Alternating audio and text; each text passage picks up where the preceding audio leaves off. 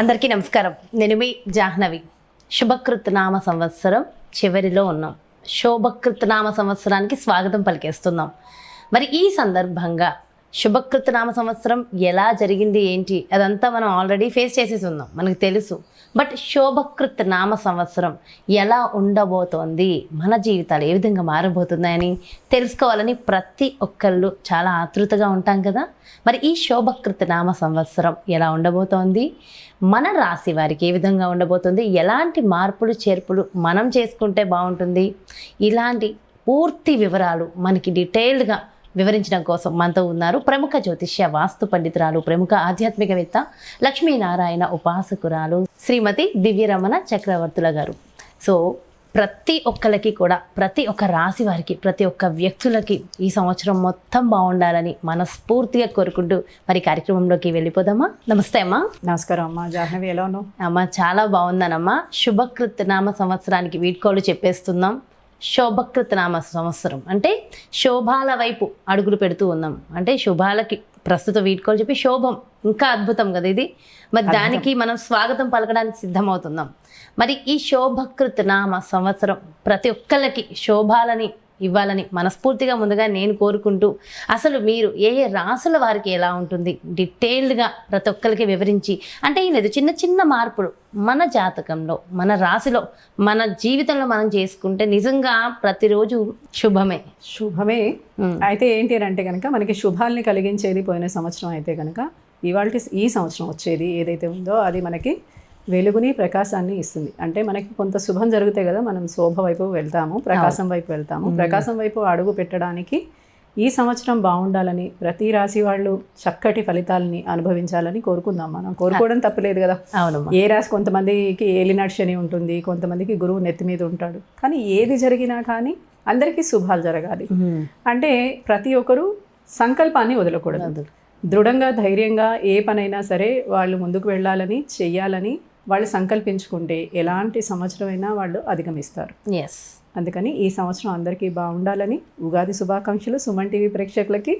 జాహ్నవి మీకు కూడా thank you అమ్మ. Thank you so much. మీకు కూడా ఉగాది శుభాకాంక్షలు. అండ్ నిజంగానే ప్రతి ఒక్క రాశి గురించి తెలుసుకోవడం కూడా ఈ సందర్భంగా చాలా ఆనందంగా ఉంది. ఉగాది అనగానే మనకి పంచాంగ శ్రవణం, ఆ రోజు ఖచ్చితంగా రాశుల గురించి వినాల్సిన సమయం కదా.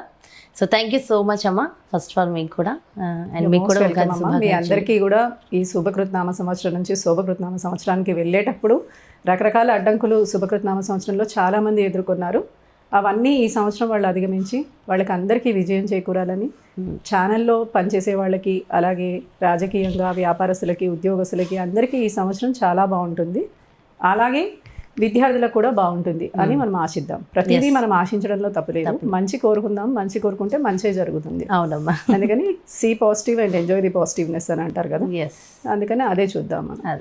ఖచ్చితంగా అదే చూద్దాము. కాకపోతే దేని దాన్ని వివరంగా తెలుసుకుంటూ ఎవరెవరు ఎలాంటి మార్పులు చేసుకోవాలో మనం ముందే నేర్చేసుకుంటే ఇంకా ఈజీగా మన జీవితం అయిపోతుంది కదమ్మా. తప్పకుండా చేద్దాం అమ్మ. మరి ఇందులో భాగంగా వృషభ రాశి వారికి మరి ఈ శోభకృత నామ సంవత్సరం ఎలాంటి శోభాలను ఇవ్వబోతోందమ్మా? వృషభరాశి వాళ్ళకి కూడా చాలా బాగుంది. ఎందుకనంటే కనుక వాళ్ళకి రాహు వ్యయంలో ఉన్నాడు. రాహు వ్యయంలో ఉంటే శుభుడు, అంటే మేషరాశిలో ఉన్నాడు.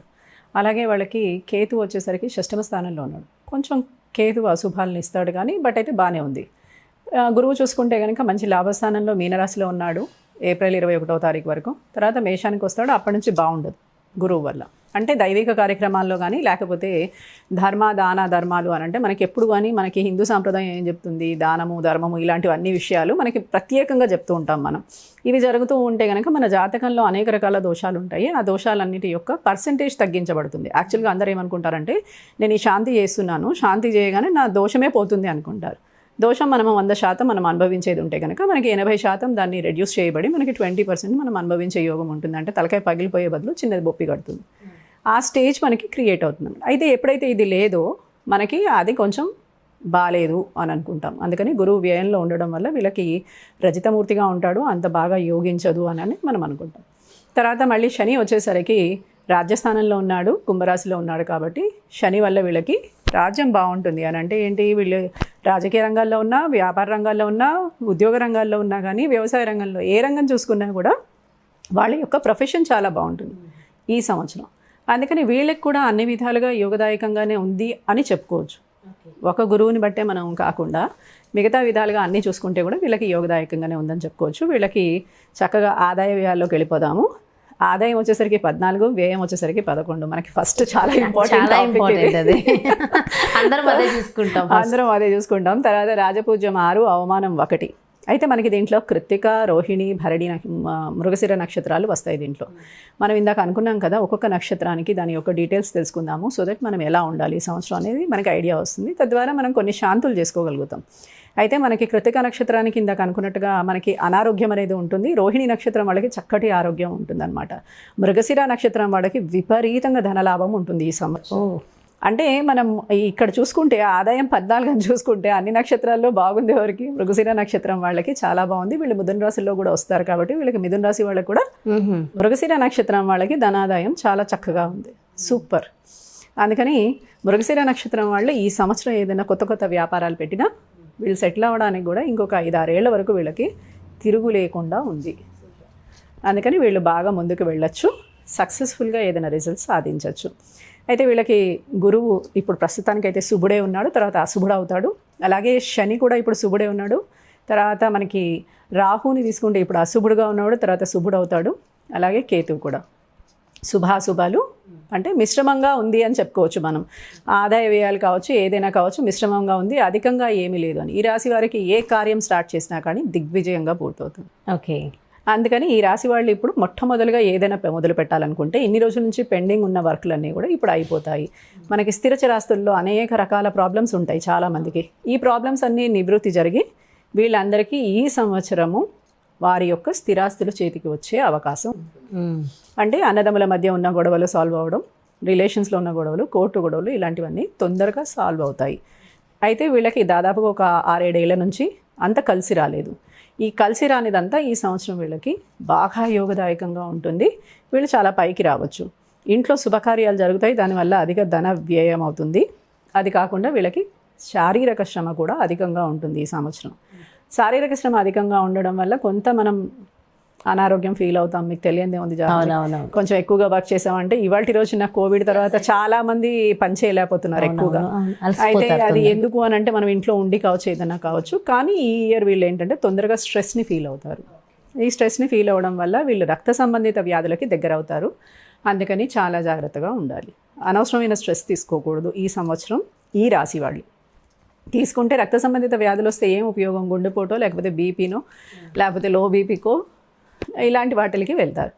అందుకని ఇలాంటివి రాకుండా చూసుకోవడం ఒకటి. బంధుమిత్రులతోటి ఈ సంవత్సరం వైరం బాగా ఉండే అవకాశం ఉంటుంది. అన్నీ బాగుండి మనం పైకి వస్తే చాలామంది ఓర్చుకోలేరు, మీకు తెలియదు. సో అందుకని ఏంటి అని అంటే కనుక ఈ సంవత్సరం వీళ్ళు ఎంతసేపు బంధుమిత్రులతోటి మాట్లాడినంతసేపు జాగ్రత్తగా ఆచితూచి మాట్లాడడం. విందులు వినోదాల్లో అధికంగా పాల్గొంటారు, తీర్థయాత్రలు చేస్తారు, తిరుగుతారు, అన్నీ చేస్తారు. కానీ భక్తి చాలా తక్కువగా ఉండడం వల్ల వీళ్ళు ఈ సంవత్సరం అనుకున్న వాటికన్నా తక్కువ ఫలితాలే పొందుతారు. ఓకే. మీకు ఎప్పుడు కానీ భక్తి అధికంగా ఉండి దానం, ధర్మం లేదా మంచి, ఎవరికైనా మంచి చెప్పడం, మంచి చేయడం, ఇలాంటివైనా ఉండాలి. మనకి ఈ లక్షణం లేకపోతే ఆ లక్షణమైనా ఉండాలి. అలా ఉంటే కనుక వీళ్ళకి చాలా బాగుంటుంది. మీకు తెలిసే ఉంటుంది, ఇందులో ఫేమస్ యాక్టర్స్ అందరూ ఈ రాశిలో కూడా చాలా ఫేమస్ యాక్టర్స్ ఉన్నారు. మాధురి దీక్షిత్, అనుష్క శర్మ. మనం సౌత్లో తీసుకుంటే కృష్ణంరాజు గారిని తీసుకున్నాం అనుకోండి. కృష్ణంరాజు గారికి ఇవాళ వారు పరమపదించినా కానీ వారికి ఉన్న పేరు ప్రఖ్యాతులు, ఎవరు వచ్చినా ఇంటికి వస్తే భోజనం పెట్టాడు, అన్న సంతృప్తి కలిగించాడు. అంటే ఎప్పుడైతే అన్న సంతృప్తి కలుగుతుందో పితృదేవతలు శాంతిస్తారు. యాక్చువల్గా వీళ్ళకి ఏంటి అని అంటే ఈ రాశి వాళ్ళకి వీళ్ళు బాగా పనిచేస్తారు, కానీ గుర్తింపు చాలా తక్కువగా ఉంటుంది వీళ్ళకి. అయితే వీళ్ళ మంచి మనసు ఉంటుంది, ఎవరికైనా పెట్టే గుణం ఉంటుంది. గుర్తించకపోతే వీళ్ళు సహించలేకపోతారు, తద్వారా వీళ్ళు దాన్ని తట్టుకోలేకపోతూ ఉంటారు. దానివల్ల ఐసోలేట్ అయిపోతూ ఉంటారు అన్నమాట ఈ రాశి వాళ్ళు. అందుకని వీళ్ళు చాలా జాగ్రత్తగా ఉండాలి. ఇంకోటి, ఈ సంవత్సరం వీళ్ళు చెప్పుడు మాటలు వింటారు బాగా. చెప్పుడు మాటలు వినడం వల్ల భార్యాభర్తల మధ్య కూడా గొడవ వచ్చే అవకాశం ఉంటుంది. అందుకని చెప్పుడు మాటలకి జోలికి పోవద్దు, ఇవన్నీ తీసుకోవద్దు. ఇవన్నీ తీసుకోకుండా ధైర్య సాహసాలు వీటిల్లో చాలా బాగుంటాయి. కాబట్టి విద్యార్థులకి బాగుంది, వ్యవసాయ రంగం వాళ్ళకి బాగుంది, రాజకీయం, క్రీడాకారులకి, కళాకారులకి ఈ సంవత్సరం విపరీత ధనాదాయం ఉంది. కాబట్టి అందరికీ మనం ఆల్ ది బెస్టే చెప్పాలి. ఎస్ తప్పకుండా. అందులోని సో ఇక్కడ విపరీతమైన మోటివేషన్ విషయాలు ఏంటంటే ఆ రాశిలో ఉన్న సెలబ్రిటీస్ గురించి చెప్పి ఓహో వాళ్ళు కష్టపడ్డారు ఇంత సాధించారు అయితే మేము సాధించగలము అన్న ఒక మోటివేషన్ ఇస్తున్నారమ్మా మీరు నిజంగా. మీరు చూడండి అన్నదానం చేస్తారు చూడండి, అది గొప్పది వీళ్ళ. అది కదా, సో అది చెప్పేసి ఎంత అద్భుతమైన సింపుల్ రెమెడీస్ కూడా వాళ్ళకి చెప్తున్నారు. సో డెఫినెట్గా వృషభ రాశి వాళ్ళందరూ కూడా చాలా అదృష్టవంతులు, చాలా హ్యాపీగా ఫీల్ అవుతారు. అండ్ అందరికీ తెలుసు ఏమేమి చిన్న మార్పులు చేసుకుంటే బాగుంటుందని, ఆ చేంజెస్ కూడా మీరు చెప్పిస్తూ ఇయర్ మొత్తం బాగుండడానికి మంచి రెమెడీస్ ఇస్తున్నారమ్మా. అందరూ నిజంగా హ్యాపీగా ఉండాల్సిన విషయమే ఇది. థ్యాంక్ యూ సో మచ్ అమ్మా. నమస్కారం. నమస్కారం అమ్మా. సో చూసారు కదా, మరి వృషభ రాశిలో అద్భుతమైన అంటే గొప్ప సెలబ్రిటీస్ ఉన్నారు. సో ముఖ్యంగా కృష్ణంరాజు గారు, అసలు కృష్ణంరాజు గారు అంటే ఇష్టపడని వ్యక్తులే ఉండరు. సో అంత గొప్ప వ్యక్తి ఆయన ఉన్నారు. మాధురి దీక్షిత్, సో అందరూ ఫ్యాన్సే కదా. అనుష్క శర్మ, సో ఇంత మంచి సెలబ్రిటీస్ ఉన్నారు అంటే అనుకుంటే జాగ్రత్తగా చేయాలని అనుకుంటే మీరు కూడా ఏదన్నా సాధించగలరు. వృషభ రాశిలో ఎవరెవరైతే ఉన్నారో మరి ఏమేమి చిన్న మార్పులు చేసుకోవాలో అమ్మ ఎంతో చక్కగా ఎక్స్ప్లెయిన్ చేశారు కదా. సో డెఫినెట్గా అవన్నీ ఫాలో అయ్యి ఈ సంవత్సరం మొత్తం మీకు కూడా శోభాలను కలుగుతుంది అని ఆశిస్తూ మరో చక్కటి కార్యక్రమంతో మళ్ళీ మీ ముందుకు వచ్చేస్తాను. మరి అదేవిధంగా పర్సనల్గా మీ యొక్క జాతకానికి సంబంధించి కానీ లేదా మీ ఇంటి వ్యాపార వాస్తుకి సంబంధించి కానీ దివ్య రమణ చక్రవర్తి గారిని సంప్రదించాలి, అపాయింట్మెంట్ కావాలి అనుకుంటే మరి ఇంకెందుకు ఆలస్యం, క్రింద డిస్ప్లే అవుతున్నటువంటి నెంబర్స్కి కాంటాక్ట్ అవ్వండి. నమస్కారం.